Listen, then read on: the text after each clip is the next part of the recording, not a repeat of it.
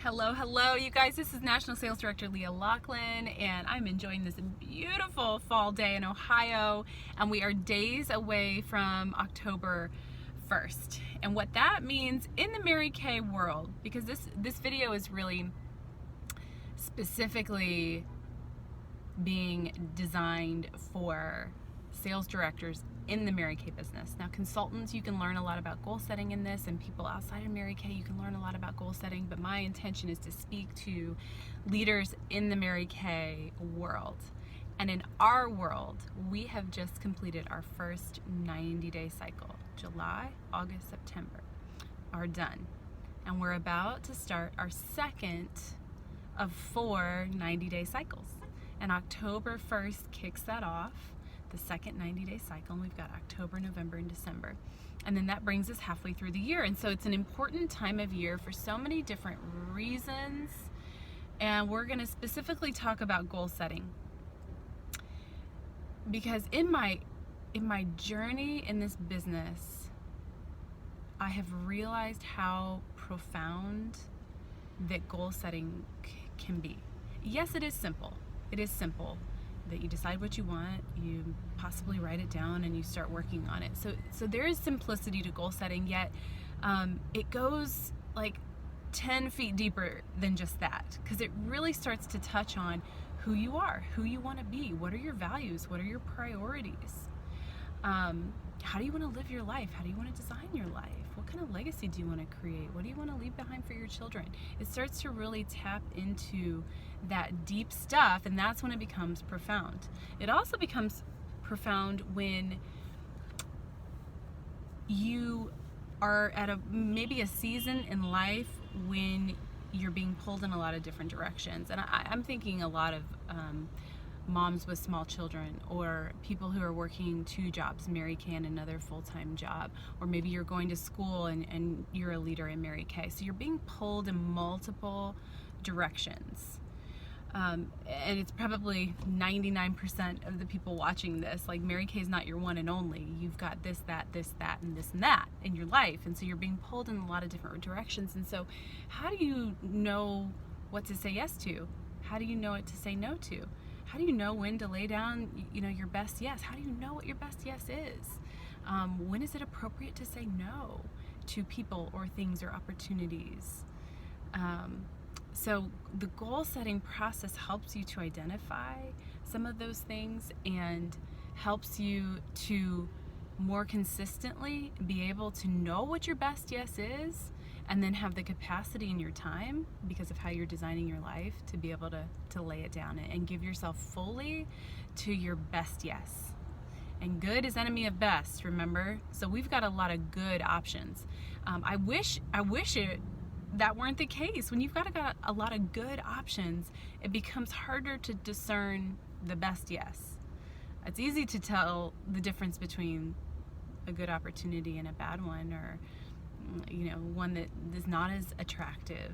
But discerning when you have a lot of good things in your life is a little bit more complicated. So let's get started. So how I want you to start this goal setting process is I want you to analyze and spend some time thinking about the last 90 days. Okay, so just think it through. July, August, September. What went really, really well? Like, what were you excited about? What felt victorious? What felt like you were winning? What were some of your most shining moments in the past 90 days? Okay, so we want to start there. Start with the victories. And then think back, July, August, and September, and what was most disappointing? What was the hardest thing to walk through? What were some expectations that were unmet? What expectations did you have that didn't play out, or where did you expect and want to see results that you didn't see results in? Okay, you want to take that time to really analyze, think, process, because that's your starting point for the goal setting process that you're going to do moving forward. Most people don't spend any time asking themselves those questions and giving themselves the space to answer them, and to fully mentally and hopefully verbally process your answers to these questions. some people live their whole life without really analyzing what's working, what's not working, what am I proud of, what am I disappointed by. And it's so important to go through that process. But it's hard. It's a hard process because it forces you to think. Like, you really have to mentally like think it through, and you have to pause for a quiet moment to give your brain the space to even come up with some thoughts about it, and write some things down or talk some things through with your leader. Okay, so it forces your brain to really think. The other reason I think it's challenging and hard, or maybe we sometimes avoid this self-analyzation, is because it can evoke some hard emotions. It can evoke some regret. It can evoke some like, man, I said I would, but I didn't, or I wish I would have, or why didn't I make that choice? And those are hard to deal with, but my friends, be willing to be uncomfortable with those, because unless we do that, nothing changes. Nothing changes. And forget 90 days, you'll go an entire year without making tweaks and changes that lead to better results, that lead you more closely to the life and vision you want to live. And so without taking time to do these and intentionally really ponder what went well, what didn't go well in the last 90 days, I think multiple things can happen that we don't want to have happen. And one of them is we can get stuck in insanity cycles. And an insanity cycle is kind of doing the same thing over and over again, but expecting different results, but then not seeing the different results. And so we just keep spinning our wheels and doing the same thing over and over again. You kind of get stuck on this hamster wheel, and nothing ever changes. It's just the same wheel and the same cycle and the same story, and you're just replaying it like over and over and over again. But you're wanting something different, but there's no active or intentional choices being made to create that change, and not even really knowing, if you wanted to make the change, how to make the change. Okay, so this process of analyzing the past 90 days can help you break out of that wheel, that hamster wheel, and get out of that insanity cycle and make choices to get you on a different path that will ideally, hopefully, purposefully put you on a different path of growth. Okay, so let's break out of any insanity cycles that exist. Another thing that when we don't do this, okay, so when we don't do the analyzation process that I'm talking about, is that it creates unnecessary disappointment. So kind of related to the insanity cycle is like we're expecting something different but doing the same thing we've always done, and that can just create such heartache, such regret, such disappointment, such guilt. We can start to be way too hard on ourselves and unkind to ourselves, and our self-talk can turn really, really negative, because it's like, oh, yep, I did it again. Wanted to have a year of growth, or wanted to do this or that in my business, but here I am again, just did the same thing as I did last year. And that creates a lot of heartache that, if that's continued for any kind of period of time, it is a heavy, heavy burden to bear, and becomes harder and harder to break out of the thought habits, the negative self-talk, the insanity cycle that we've created. Okay, and so let's not bear that heavy disappointment, and just deal with whatever negative emotions this may evoke in you or bring up. Deal with them now, so that you're not dealing with them forever. Okay. Another thing, guys, is it doesn't allow the compound effect to set in. Okay, so let's say you go through this process and you really analyze like what's working, what's not working. You'll most likely identify like, okay, I need to tweak this, or I need to do this differently, or I need to get up at 5 a.m. so I can do this, and this before my kids get up, or I need to eat the frog and do my booking calls first before I do anything else, or I need to adjust my schedule like this, or I need to do this or that. Okay, so that's the idea, is that it's going to create those little tweaks, and sometimes it's nothing big or epic. It's just a small little like shift in how you're thinking and how you're working, in your focus. You make these little shifts, and they don't seem like that big of a deal But when done consistently over time, the compound effect sets in. And the compound effect is sort of like compound interest. They call compound interest the eighth wonder of the world, because of how magical it is when you invest money over time and it starts to compound, and all of a sudden what you invested turns into a whole lot larger sum of money. Okay, so that's what we want to have happen with your life. We want to invest these little tweaks and changes and shifts and different ways of thinking, different ways of working that don't seem like that big of a deal. It's kind of like just, investing $50 a month or something. Just a small little amount you're investing. Doesn't seem like that big of a deal. Doesn't feel like you're getting rich overnight. Doesn't feel like you're ready for retirement. But you do it over a period of time and boom, it compounds. It accumulates. Momentum sets in, like the snowball effect. Like it keeps rolling down the hill and it gets bigger and bigger and stronger and is pulling more snow with it. And all of a sudden you've got this massive growth that's happening in your life. But it all started with those little shifts, those little tweaks, those little adjustments in how you think and how you work. And when done consistently over time, it creates unbelievable momentum. Like you will astound yourself when you can make these small positive shifts, but you don't know what shifts to make until you go through this whole self-analyzation process and the goal setting portion of the brain book that I'm about to talk about with you guys. Okay, so just embrace the discomfort. Okay, we don't have to always feel really good. We are tough women. We can do hard things. We can embrace the discomfort of this process. Okay, we're okay with hard. We're okay with the challenge. We're ready for it. Okay, so the brain book is designed to walk you through really the same goal setting process 4 times a year. Okay, every time 90 days goes by, you do the same goal setting process again. Okay, so it starts on this page, step 1, goal setting. And you start with these questions. And you're gonna answer the same questions as you did 90 days ago. And when I first started this, it seemed like it would be redundant to me, but it's funny because I've been doing this for years now. I mean, years, asking myself the same questions every 90 days. And it's amazing how, it's still so effective for me. And the reasons it's effective is because, number one, things have probably changed. If not a lot, at least a little bit. You're a different person than you were 90 days ago, or your life situation is different, or how your business looks is different, or your family situation is different. Like something's changed in some small way than the life you had 90 days ago.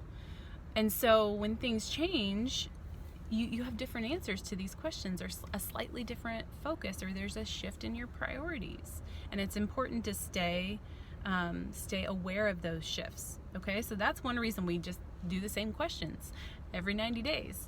The second reason is because you don't remember what you wrote 90 days ago. I promise you. Every 90 days, I will write out my new answers, and then I'll look back at my old answers, because I don't want my old answers to influence my new answers, So I don't look back at the old ones and review that until I've done it anew and fresh again. And then I'll look back, and sometimes the answers will be exactly the same, but I'm always amazed that sometimes they've really shifted, or my focus is different, or a new priority pops up. Okay, and I didn't remember what I wrote 90 days ago. Okay, so that's why you do it again. Something's changed and you probably don't even remember what you wrote 90 days ago, and so it's time for a new fresh reminder about your focus and your priorities. Okay, so you start with the goal setting page, and you really just start to answer questions, you guys, and you go through the whole thing, and ideally you're doing this in a quiet, peaceful, beautiful environment that helps you to think, that's you're undistracted by the environment, so that you can really give your best answers. If you're trying to rush through this, or you're doing it in an environment that you don't feel comfortable, that doesn't feel beautiful, that doesn't feel safe, that doesn't feel, even clean. I mean, you can't do this in your laundry room staring at your piles of laundry. That's not leading to a peaceful mindset where you can come up with your most effective questions. Okay, so you want to spend some time doing this. And then it does give you space to write out your 50 reasons again. And you know, some quarters I feel like I need a new fresh list of 50, and some quarters I just go back to my previous 50, okay? Because those do stay pretty consistent, you know, quarter after quarter and year after year. And so I just go with my gut. I'm like, do I need a new fresh list? Is that a good investment of my time to make a new fresh list, or let's just go review the list from last quarter? And so that's just at your discretion and discernment based on where your head and your heart is at. And so before you even set goals, before you even crunch numbers, before you even plan your promotions or plan out your new 90 days, you start here. And we've got to start here. A lot of people skip this process in goal setting and they just jump right to setting the goal, figuring out the numbers, and creating promotions, and then, okay, let's go. But when you skip this step, you really skip some valuable just valuable mindset, or a valuable perspective on your priorities and values, because the questions are designed to help you identify the things that are of highest value and priority to you, because you can't live out your values until you know what they are. I've learned that truth from Pam Shaw for the past decade, that how do you live out your values until you've identified what your values are? And so that's why this process is so important, because it helps to draw that out of your heart and mind.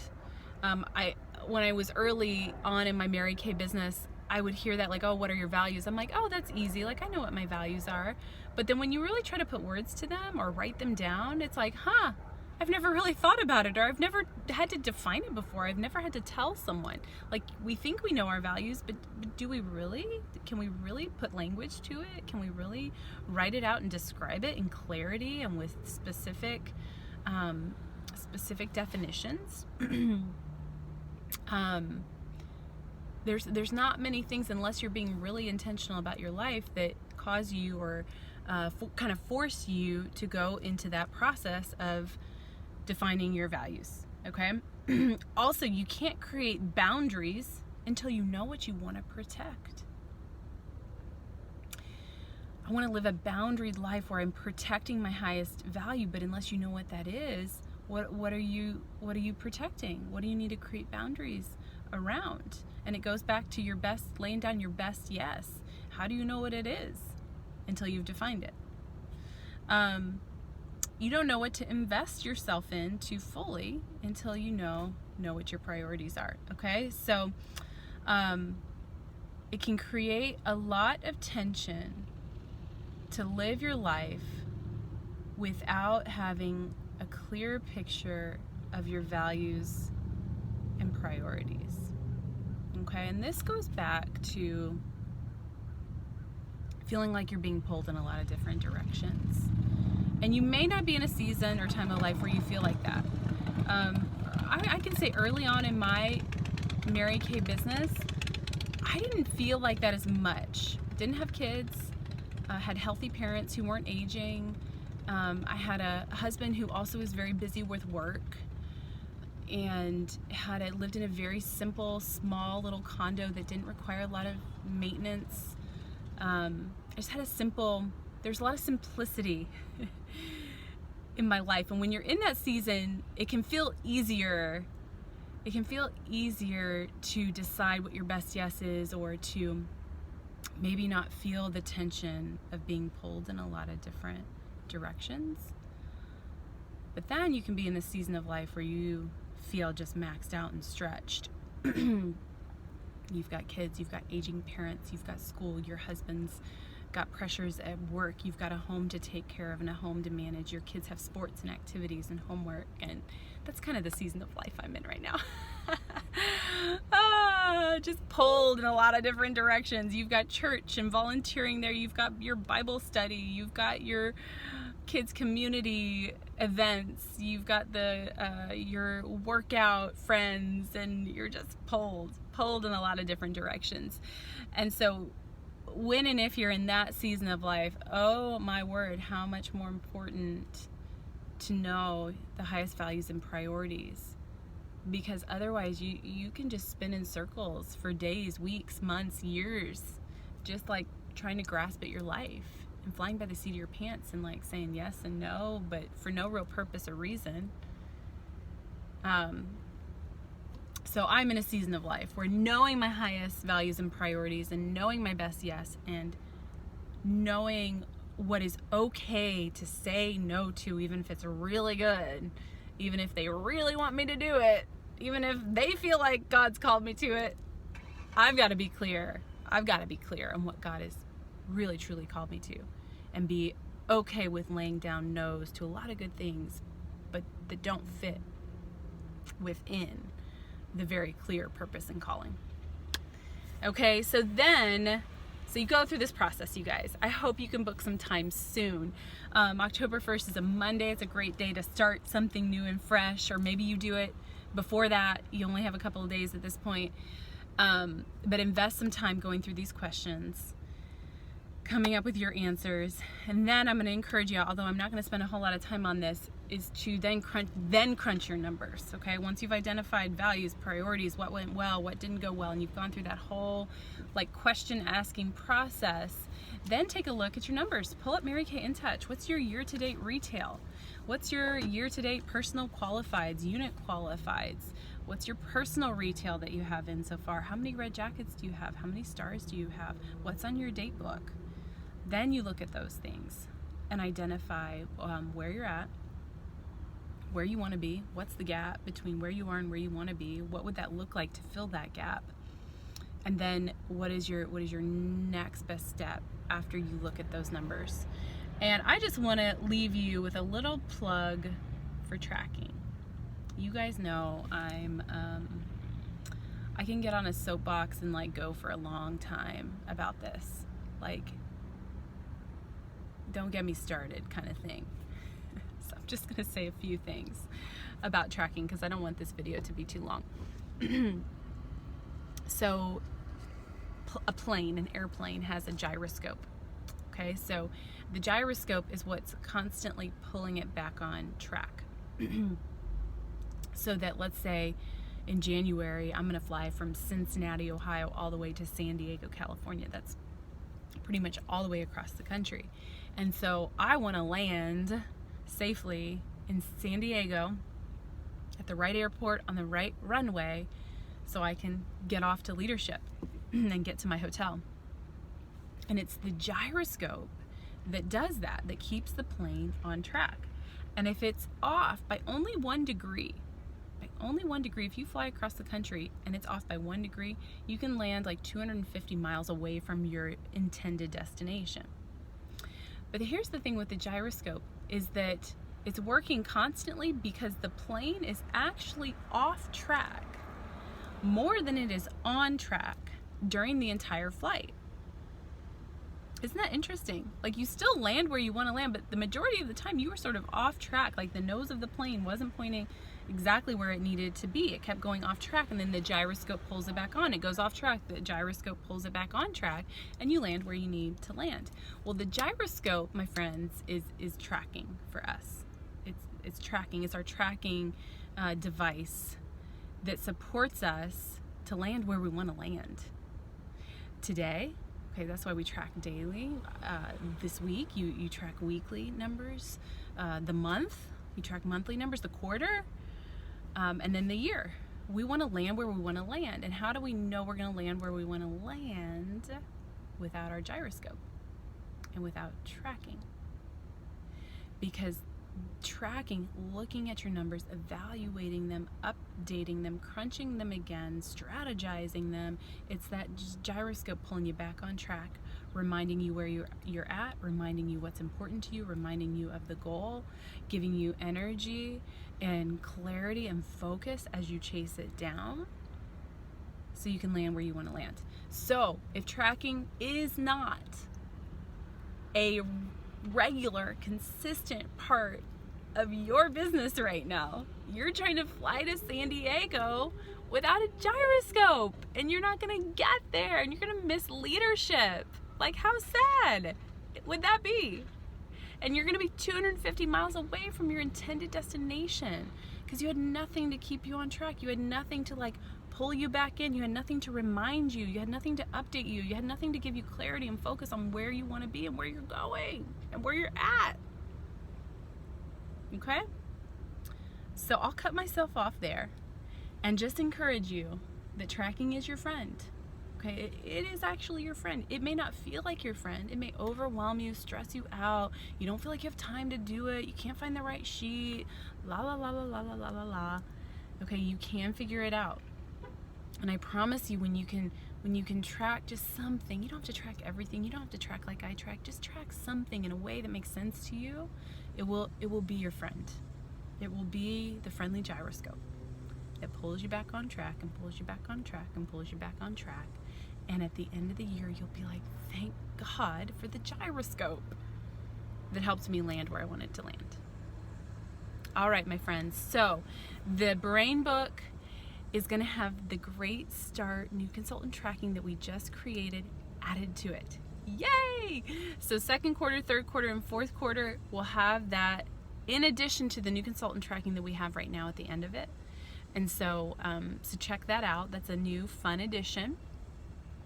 And quarter 2, 3, and 4 are available either separately. Some people like to have them just as separate booklets. Some people like to have them all together. So be blessed, my friends. Be blessed.